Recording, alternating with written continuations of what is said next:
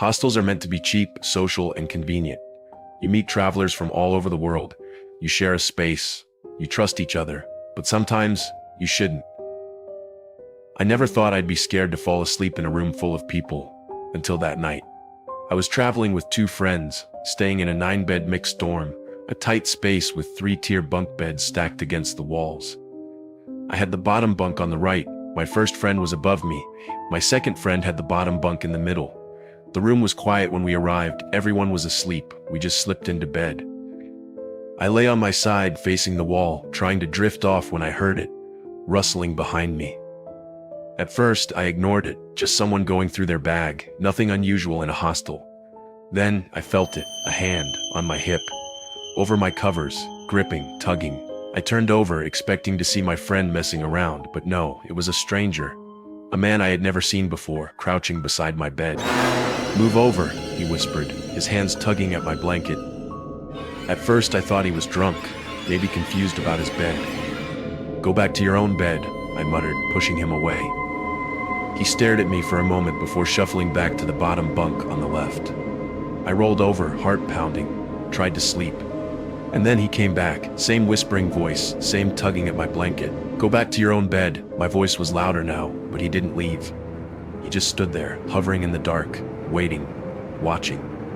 I was shaking now. My hands fumbled for my phone. I messaged my friend in the top bunk, whispering that I wasn't going to sleep that night. His response was casual. He thought I was complaining about snoring. That's when I realized neither of my friends had heard me. Both were wearing earplugs. I tried to stay calm, then I heard him moving again, but not walking, crawling. I heard the soft shuffling of fabric on the floor. My friend, now on high alert, grabbed his phone and shined the light. "Mate, what the fuck are you doing?" my friend yelled. The light hit him, and there he was, on all fours, crawling towards me. The guy suddenly snapped. He turned his attention to my friend and started climbing the bunk bed ladder. Climbing like some deranged animal, swinging backward and lunging at my friend like King Kong. My friend kicked him in the neck, but the man didn't stop. I ran. I sprinted down the hallway straight for security. By the time I got back, the guy was still clinging to the bed, my friend kicking him off. Security stormed in. The man didn't fight back. He just stood there, grinning. Then, he started banging his head against the wall, over and over.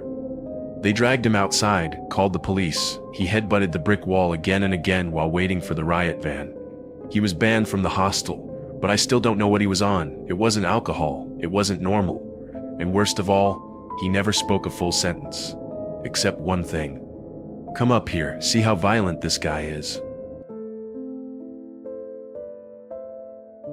I had just arrived at the hostel after a long day of travel. It was a typical place, small, a little cramped, but nothing out of the ordinary. I shared a dorm with 5 other guys. We barely spoke, just travelers passing through. That night, I decided to take a shower before bed. The bathrooms were down the hall, a row of white-tiled stalls, damp floors, and fluorescent lights that flickered every few seconds. Empty, quiet, or at least, that's what I thought. I turned the water on, letting the steam rise, letting my mind relax, but then I felt it. That unshakable feeling of being watched. At first, I told myself I was just tired, that the flickering lights were making me paranoid, but then I saw it. A faint blue glow, reflecting off the tiles, small, blinking, a phone screen. I froze, my heart started pounding. I turned off the water, and I listened. At first, silence, just the sound of the last few drops hitting the floor. Then, a quiet rustling, a shuffle. Someone was in the stall next to mine and they were holding a phone aimed at me. I had 2 choices: ignore it, pretend I never saw it, or find out who was watching me. I made the wrong choice. I ripped the curtain aside, and there he was. A man, older, bald, wearing a hostel towel, holding up his phone like a shield. His eyes widened in shock, like he never expected to be caught. The second I saw him, he ran, barefoot, still clutching his phone.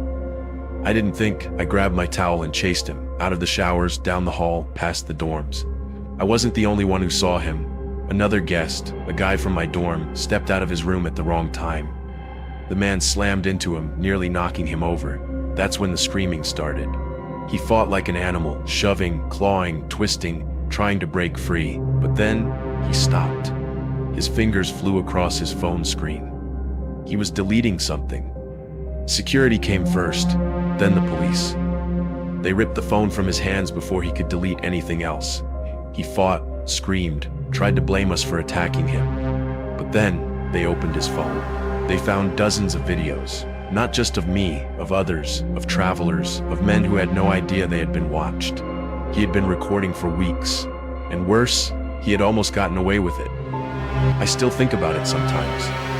How many others never noticed? How many times had he stood there, watching, recording?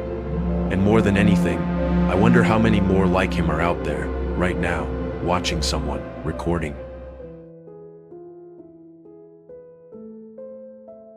I've stayed in a lot of hostels. Some are nice, some not so much. But as long as there's a bed and a lock on the door, what's the worst that could happen? I thought hostels were about meeting new people, but some people you're never supposed to meet. And that's how I met the man in room 306. The hostel was cheap, a little too cheap, but I didn't care, I just needed a place to sleep.